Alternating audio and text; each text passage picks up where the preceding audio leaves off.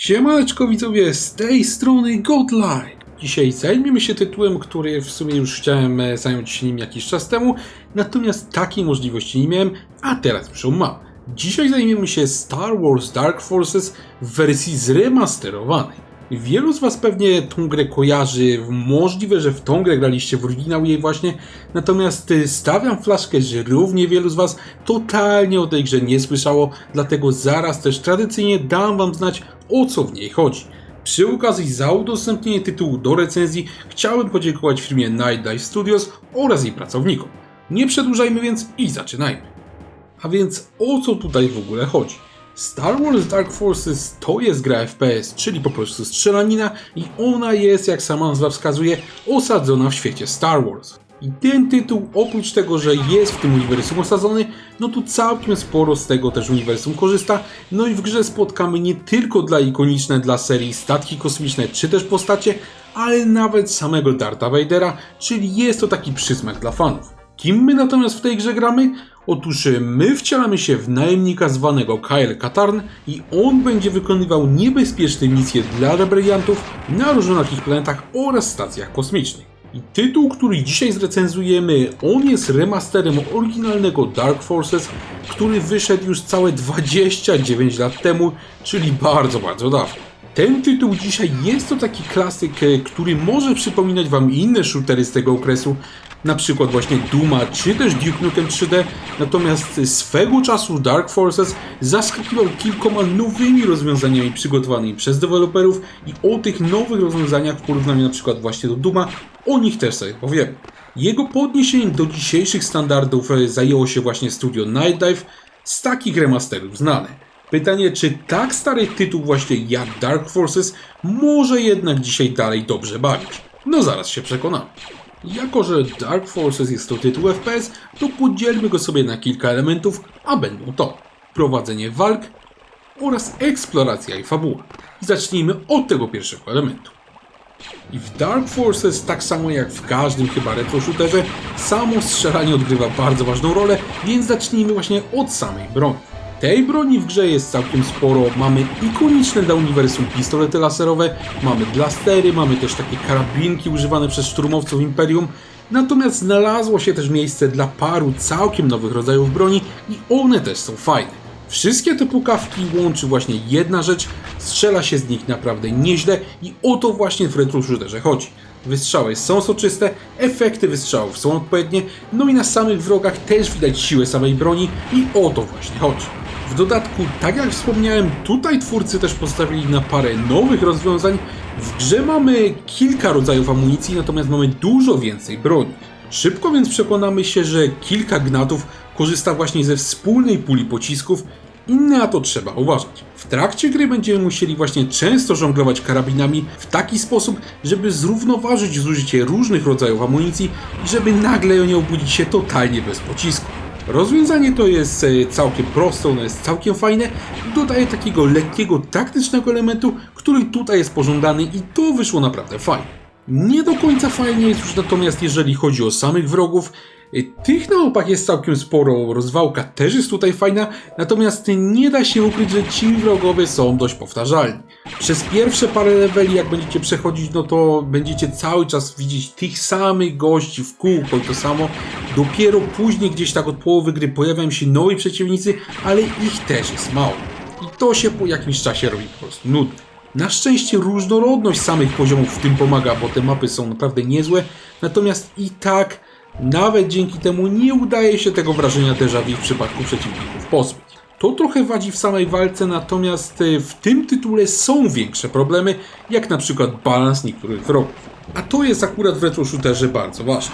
Większość przeciwników w Dark Forces jest całkiem nieźle zbalansowana, natomiast zdarzają się też tacy, którzy pomimo braku jakiejkolwiek animacji potrafią strzelać przez ściany i to jest po prostu wkurzające. W sumie ja nie wiem, czy to strzelanie przez ściany to jest bug, czy po prostu jakiś kiepski balans, no ale w każdym razie takie coś jest i to irytuje.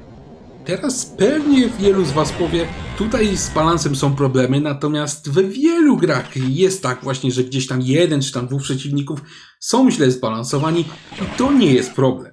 No i rzeczywiście, ja się z wami zgadzam, we większości gier to nie jest problem, bo gdy się kapniemy, że jakiś tam rodzaj przeciwnika ma na przykład właśnie problemy z balansem, czy też ma jakieś bugi, no to robimy sobie przed nim save'a i po prostu na tego przeciwnika uważamy. No i to na ogół działa, natomiast nie tutaj. Otóż pamiętacie, jak mówiłem, że twórcy dodali tutaj sporo rzeczy od siebie. No to niestety nie wszystkie te rzeczy były trafione. Największym problemem w tej grze okazuje się być system save'ów, a w zasadzie to brak tego systemu save'ów. No tutaj, drodzy widzowie, save'ów w zasadzie nie ma.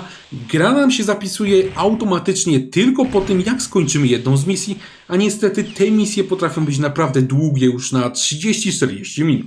W czasie misji my mamy do dyspozycji taką określoną liczbę żyć i po wyczerpaniu tych żyć my musimy zacząć misję od nowa. Niestety te życia są wspólne dla naszej kampanii i one się nie odnawiają automatycznie po przejściu jakiejś misji.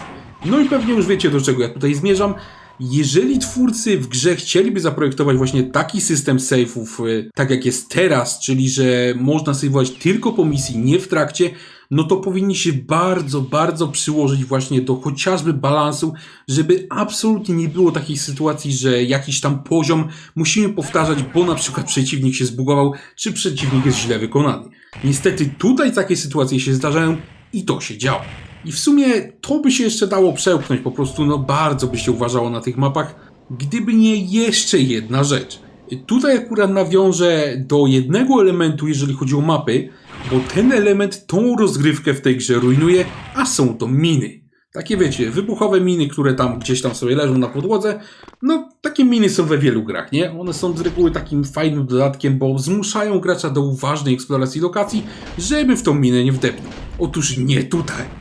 Tutaj te miny się pojawiają gdzieś tak w 1/3 gry i od tej pory one są najgorszymi wrogami naszego bohatera. To jest najtrudniejszy przeciwnik w tej grze, nie jakieś mopki, tylko pieprzone miny, które są na podłodze. Zestrzelenie tych min jest naprawdę trudne, naprawdę ciężko tak zrobić, natomiast najgorsze w tym wszystkim jest to, że one mają tak pobugowane obszary obrażeń, że ekstremalnie trudno jest tą minę aktywować i od niej uciec, żeby nie stracić naprawdę dużo życia. I to jest wkurzające, natomiast jeszcze to nie niszczy gry. Coś innego tą grę niszczy.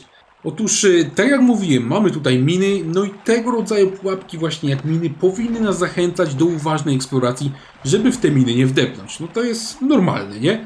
No, to tutaj, w tej grze, w Dark Forces, jest akurat kompletnie odwrotnie i twórcy za tą uważną eksplorację lokacji nas tutaj w zasadzie karają.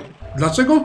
Otóż deweloperzy w swojej mądrości zdecydowali, że te miny właśnie, które są takie wkurzające, że oni je będą umieszczać za różnymi przedmiotami w grze w taki sposób, że po prostu ich w ogóle nie widać. Więc często my będziemy chcieli podnieść jakiś przedmiot, okaże się, że za nim jest mina, no i jesteśmy już przygotowani.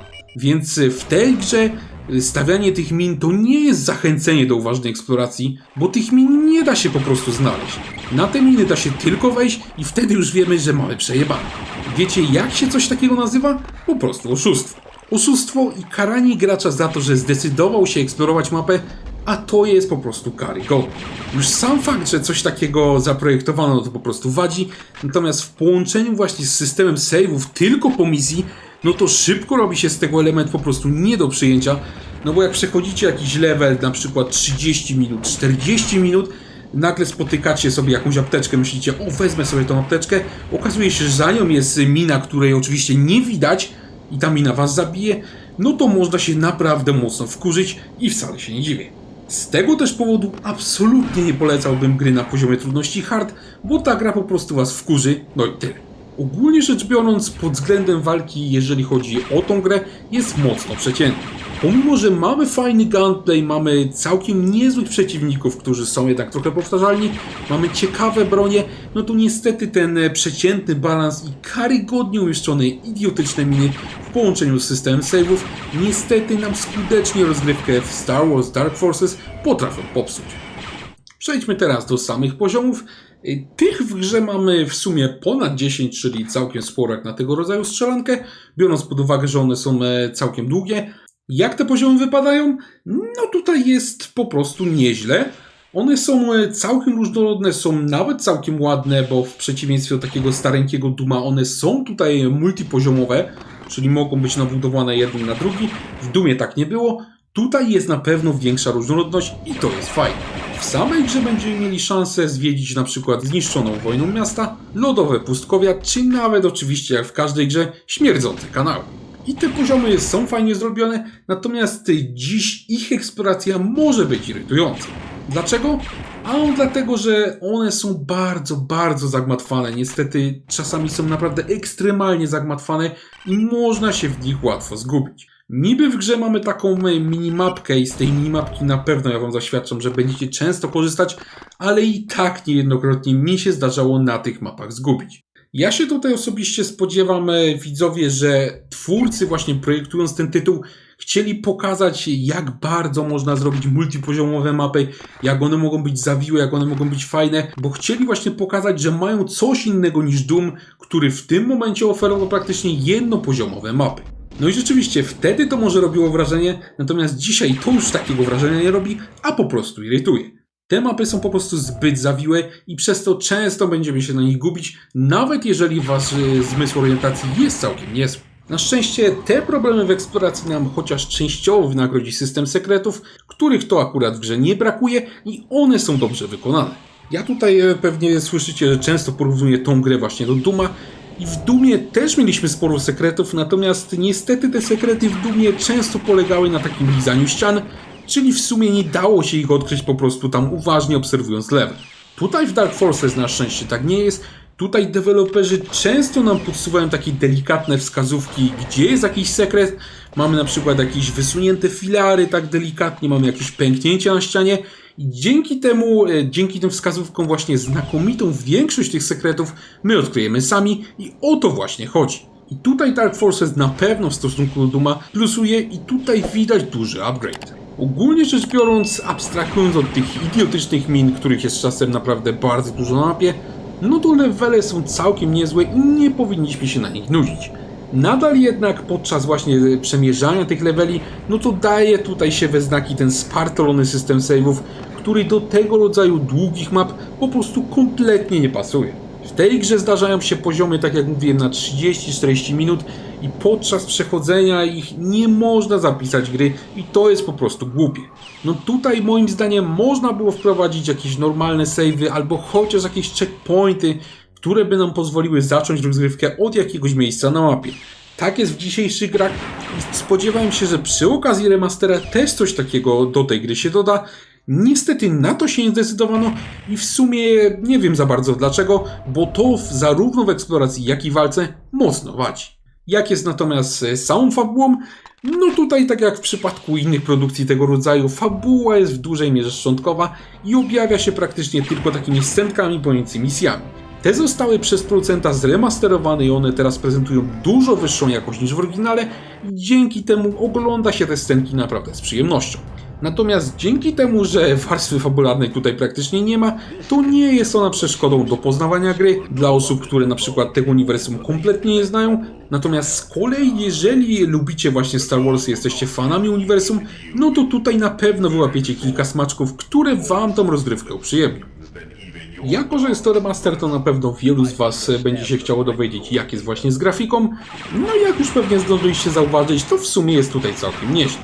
Producent remastera, czyli firma Night Dive, przyłożyła się do odświeżenia tej gry, no i zaoferowała nam nie tylko poprawki właśnie tekstur czy map, ale także zabawę w 4K i to nawet w 120 Hz. W Dark Forces obraz jest więc nie tylko ostry, ale i do tego powinien być naprawdę płynny, więc tutaj na wydajność na pewno nie można narzekać. Pewnie niektórzy z was mnie teraz spytają, czy w takim razie gra te klatki utrzymuje i fajnie się gra w tych 120 FPS-ach. No, chętnie wam powiedział, natomiast mój ekran ma tylko 60 Hz, więc tego sprawdzić nie mogę. Natomiast biorąc pod uwagę, że nie zdarzały się tutaj absolutnie żadne spowolnienia podczas mojej rozgrywki, no to podejrzewam, że tutaj powinno być ok. Pomimo, że ten tytuł dzisiaj oferuje już taką bardzo prostą, a wręcz można by powiedzieć prymitywną grafikę, no to dzięki poprawkom tych tekstur, dzięki wysokiej rozdzielczości, spokojnie można w Dark Forces grać nawet na dużym ekranie i pod względem grafiki nadal będzie to zabawa przyjemna. Niestety tego samego nie mogę powiedzieć o muzyce w tej grze. No wiecie, w 95 roku, kiedy ta gra wychodziła, no to gry nie miały takiej normalnej ścieżki dźwiękowej, tylko takie, wiecie, no pierdzące melodyjki jak w tych starych telefonach, takie polifoniczne, wiecie o co chodzi, nie? Czasem były lepsze, czasem gorsze. No na przykład w porównywanym do tej gry Doomie było całkiem nieźle, może nie było jakoś super, ale było całkiem nieźle. Niestety tutaj w Dark Forces muzyka jest naprawdę kiepska. Niby deweloperzy tutaj starali się coś z nią zrobić przy okazji tego remastera, dodali jakieś kilka sposobów jej odtwarzania, żeby one były jakieś tam lepsze, jakieś takie modulatory, natomiast niestety nadal ona jest do dupy. Te smętne dźwięki, które nam ciągle przygrywają na tych poziomach, no to bardziej nas irytują niż wprowadzają właściwie w odpowiedni nastrój. No i powiem wam szczerze, że to była chyba pierwsza gra od naprawdę dawna, gdzie ja wyłączyłem muzykę, bo ona jest po prostu gówniana. Zresztą posłuchajcie sobie sami, czy to jest fajne, bo moim zdaniem to nie jest fajne.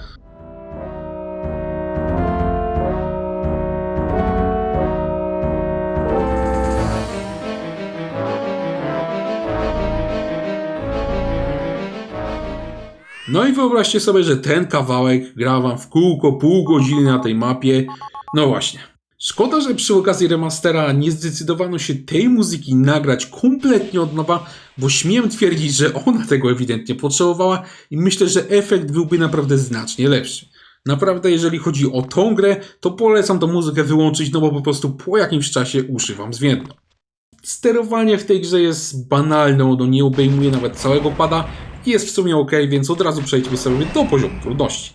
Ten poziom trudności jest w tej grze niestety wysoki i to nie dlatego, że ta gra jest jakoś specjalnie trudna, bo ona w sumie nie jest jakaś specjalnie trudna, tylko on jest wysoki przez te wspomniane już problemy z save'ami, przez te wspomniane problemy z balansem, no i zatrważającą ilość tych idiotycznych, niewidzialnych min. Z tego też powodu ja bym tą grę polecał jedynie osobom średnio zaawansowanym i to jeśli tylko będą oni świadomi problemów, jakie ten tytuł ma, bo inaczej też się szybko wkurzą. Na pewno nie jest to gra dla nowicjuszy i im bym absolutnie ten tytuł odradzał. Drodzy widzowie, ja wam powiem, że jestem zaskoczony. Ja nigdy nie grałem w oryginał tej gry, czyli w oryginalny Dark Forces, natomiast ja słyszałem z wielu źródeł przez lata, że kiedyś to był naprawdę solidny tytuł. Kiedy występowałem właśnie o udostępnienie tej gry do recenzji, no to spodziewałem się naprawdę fajnej gierki z jakimiś tam naleciałościami, no wiadomo, to jest stara gierka, czyli coś takiego jak kultowy już Doom, którego ja do dzisiaj zaś się zagrywam i w tym Doomie się bawię dobrze. Niestety Star Wars Dark Forces Remaster mnie ostatecznie rozczarował, no i to pomimo starań deweloperów, żeby tą grę jakoś do nowych standardów dostosować. Nawet właśnie ciekawy gameplay, nawet różnorodne mapy nie pomogą, jeżeli podstawy rozgrywki leżą. Do tego mamy też sporo frustrujących w tej grze elementów oraz żenująco słabą muzykę, którą od razu by trzeba wyłączyć. 29 lat temu Dark Forces został okrzyknięty świetną strzelanką, dzisiaj moim zdaniem już taką świetną strzelanką nie jest. Dzisiaj jest to już mocno przeciętna gierka z wieloma problemami, która potrafi czasem dawać frajdę, natomiast na rynku jest po prostu dużo lepszych produkcji tego rodzaju. Jeżeli graliście kiedyś w oryginał i chcecie go odświeżyć, albo jesteście fanami Gwiezdnych Wojen, no to Star Wars Dark Forces myślę, że może być dla was ciekawą propozycją. W innym przypadku moim zdaniem nie warto, szczególnie za cenę 140 zł, której moim zdaniem ten tytuł nie jest do końca wart. Dziękuję wam bardzo za obejrzenie tego filmu. Jeżeli on się wam podobał, to zapraszam was serdecznie do obserwowania kanału, bo takie filmy będą się na nim pojawiać regularnie. Gorąco dziękuję też wszystkim wspierającym kanał. Jestem wam bardzo wdzięczny za okazaną pomoc. Dzięki właśnie waszemu wsparciu przygotowywane filmy na kanale mogą być jeszcze lepsze. Także dzięki panowie, pozdrawiam i trzymajcie się.